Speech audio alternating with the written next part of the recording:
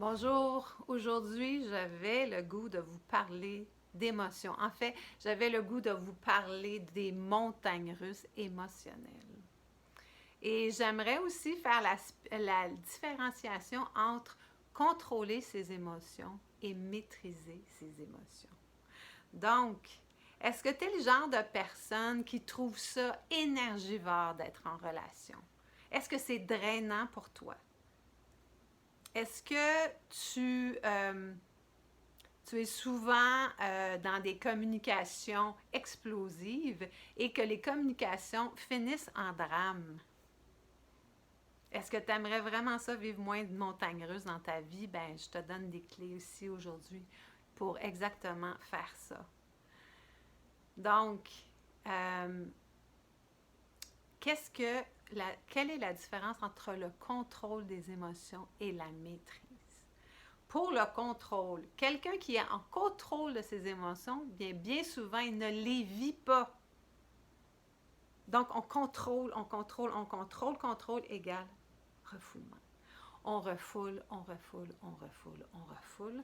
Refoulement égale explosion pour des riens, pour des miettes, pour des choses qui ont bien souvent aucun rapport avec ce qu'on est en train de vivre parce qu'on a tellement refoulé que là, il n'y a plus de place et que tout ce refoulement-là doit exploser. Qu'est-ce que ça fait? Bien, ça fait des grandes émotions, des grosses émotions. Les communications, bien souvent, se finissent en drame. Et ça crée des systèmes relationnels toxiques. C'est difficile pour la personne qui vit ces émotions-là de façon explosive et c'est difficile pour l'autre de recevoir ça aussi. Euh, donc, c'est drainant pour les deux, pour la personne. Et puis, les communications, on ne peut pas communiquer avec quelqu'un d'autre quand on est dans un état comme ça parce qu'on est complètement sous l'emprise des émotions et tous nos systèmes défensifs allument en même temps.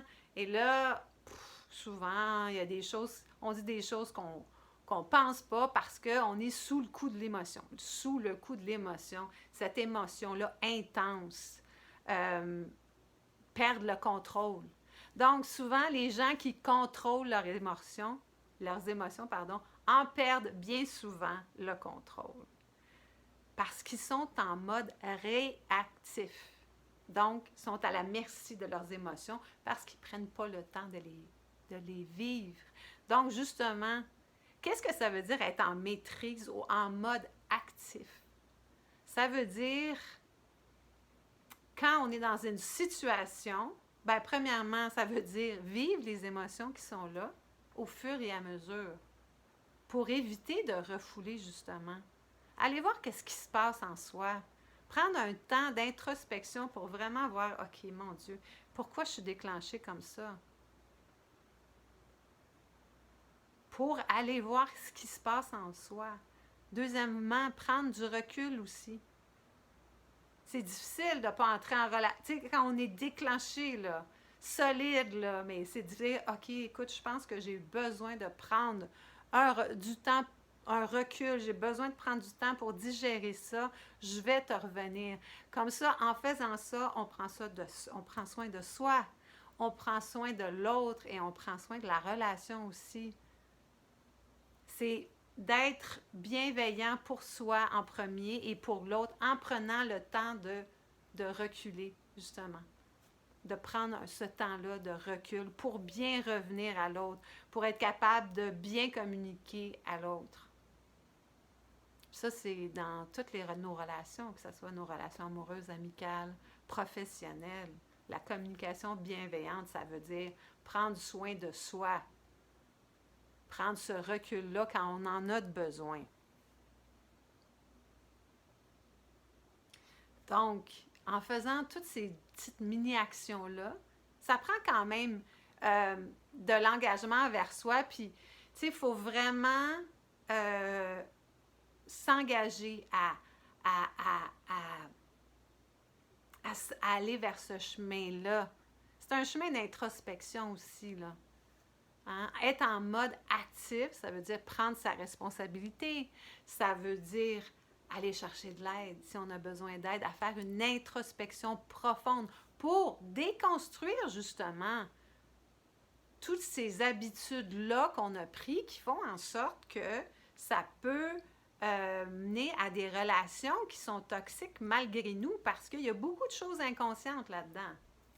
En mettant de la conscience sur qui on est, en allant se connaître, en prenant le temps de se connaître, en faisant une introspection profonde pour déconstruire tout ce qui ne nous sert plus et reconstruire hein, une façon d'être, une façon d'être avec soi et avec les autres pour avoir des relations nourrissantes, premièrement avec soi, en se donnant cette valeur-là de s'arrêter pour faire attention à soi en premier et ensuite pour entrer en relation d'une manière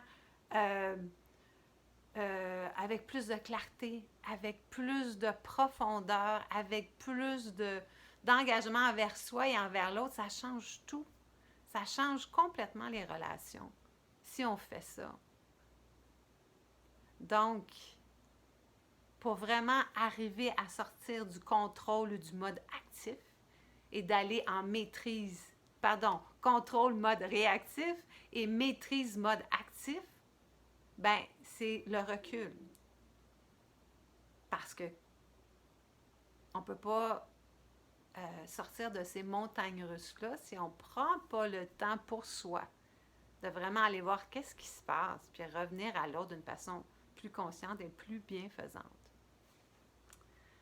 Donc, j'espère que ces clés-là vous ont aidé. La communication consciente, c'est quelque chose qui me passionne personnellement et qui change totalement notre façon d'être en relation avec les autres. Donc, c'est déjà vraiment, premièrement, de vraiment prendre le temps de vivre ce qui est là. Je ne le répéterai pas assez. Vivre ce qui est là. Prendre le temps d'aller voir ce qui est là. Mon souhait le plus cher, c'est de vous voir, c'est de voir mes clients entrer en relation et complètement transformer leur relation avec soi en premier. C'est nous la clé. Nous sommes la clé de nos relations. Pour après avoir des relations avec les autres qui sont tellement plus nourrissantes, qui sont plus profondes, des relations bienveillantes, des relations de cœur, des vraies relations de cœur. C'est vraiment de faire ces pas-là pour soi en premier. Tu es la clé de l'amour. Tu es la clé de cette relation amoureuse-là que tu recherches tant. Deviens la personne que tu veux attirer. C'est en commençant de cet espace-là que tu vas attirer des gens, la personne que tu veux, parce que tu es devenu cette personne-là et que tu résonnes maintenant avec cette énergie-là et les gens vont le sentir. J'en ai parlé dans d'autres vidéos, c'est vraiment de responsabilité, de prendre sa responsabilité. Revenir au cœur, c'est vraiment la chose la plus extraordinaire qu'on peut faire dans une vie. C'est le but de la vie, de reconnecter notre cerveau à notre cœur, d'être dans un espace de vulnérabilité et d'humilité, de courage. Ça prend du courage, mais je vous jure, quand on entre dans cet espace-là, quand on décide d'aller voir et de changer, de devenir la meilleure version de soi-même, ben notre vie change complètement. Complètement. Donc, j'espère que ces clés-là vous ont aidé. Je vous souhaite de connecter à votre cœur. Si vous avez aimé la vidéo, vous pouvez mettre un j'aime. Vous pouvez vous abonner à ma chaîne aussi. Donc, mon nom est Julie Cardinal. Je suis coach en leadership transformationnel et en relations conscientes.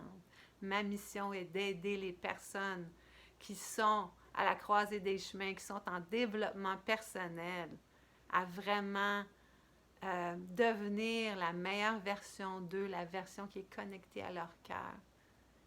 et qu'ils puissent vraiment vivre une vie qui est nourrissante, qui est pleine de joie, pleine d'amour. Donc, je vous souhaite une belle journée et à la semaine prochaine.